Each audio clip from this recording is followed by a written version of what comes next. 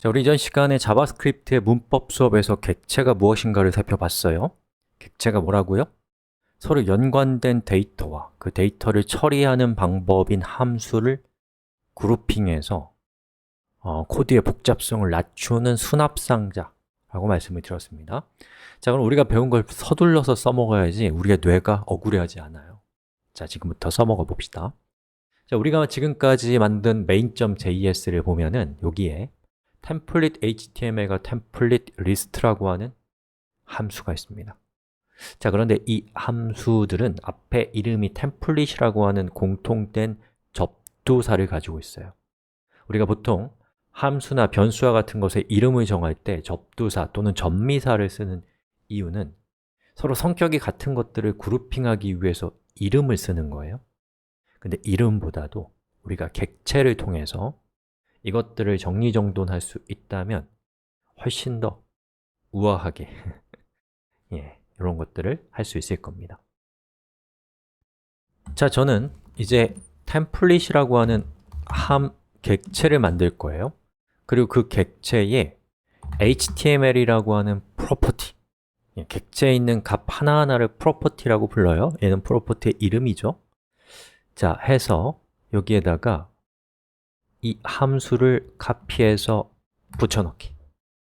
근데 이때에 함수의 이름은 이제 필요 없으니까 지웠어요.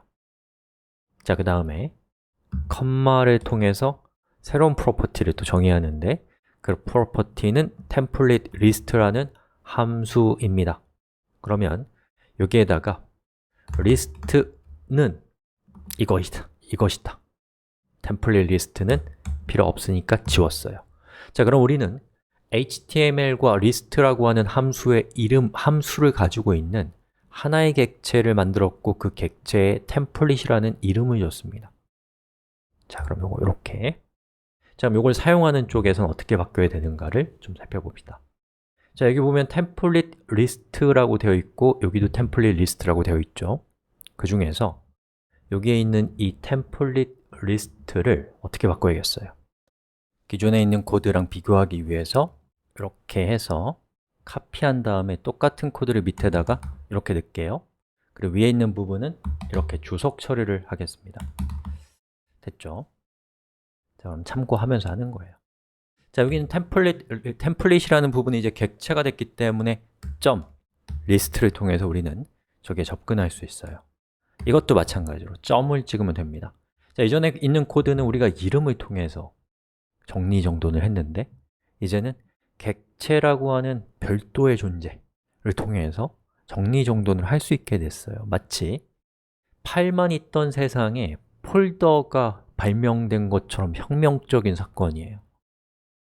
자, 그리고 여기 템플릿이라는 그 결과를 템플릿이라는 변수를 담으면 안 되겠죠. 왜요? 이제 템플릿은 객체 이름이니까 그럼 이 부분을 html로 바꾸고 여기서 붙여넣기 하는 거죠. 자, 그리고 한번 실행을 시켜볼까요? 지금 우리가 이게 그 본문 홈페이지에 대한 구현이거든요. 리로드 했을 때 에러가 원래 한 번에 되는 경우가 없어요. 그래서 우리 프로그래머들은 한 번에 되면 왜 되지? 안 돼도 왜 되지? 왜 안 되지? 이렇게 생각하는 존재들이에요. 예. 자, 그럼 이제 우리 로고를 한번 살펴봅시다. 제가 로고를 보니까 여기 빨간색으로 template html is not a function이라고 되어 있습니다. 이런 펑션이 없다라는 뜻이에요.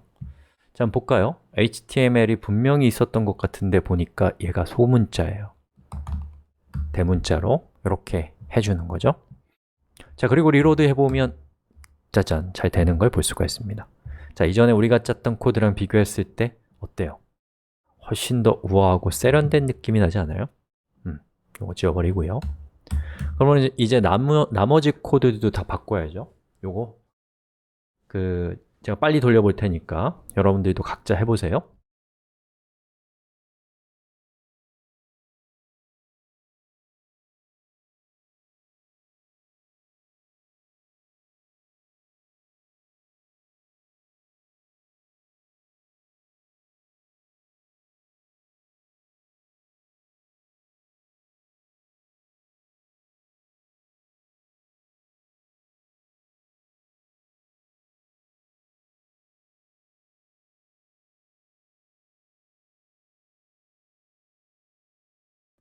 하셨어요?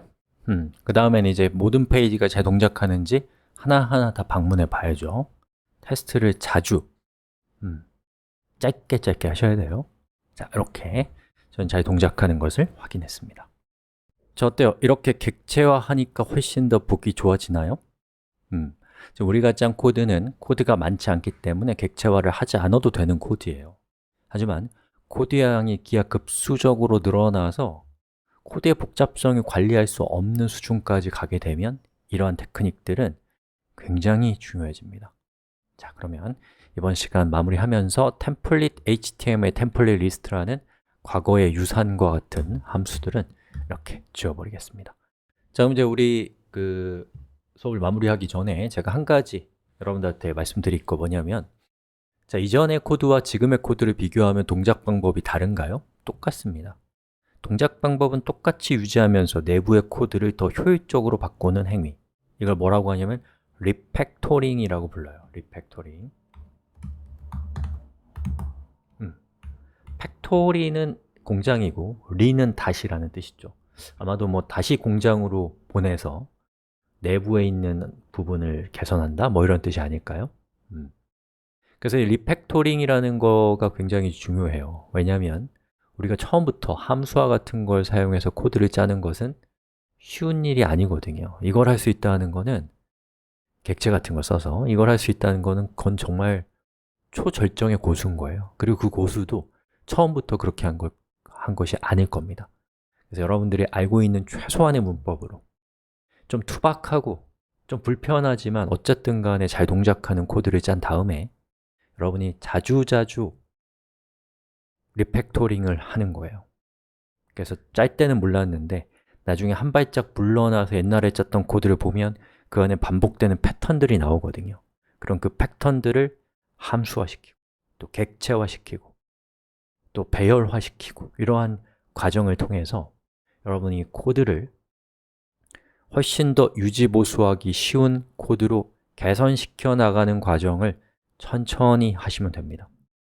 처음부터 이상적인 코드를 짜려고 하면 한 줄도 짤 수 없을 수 있어요.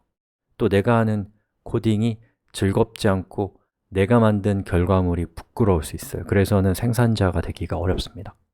자, 이렇게 해서 이번 시간에 우리는 객체라는 것을 활용하는 사례를 아주 멋지지 않지만 어쨌든 우리한테 충분히 의미 있는 수준에서 다뤄봤습니다. 여기까지 하겠습니다.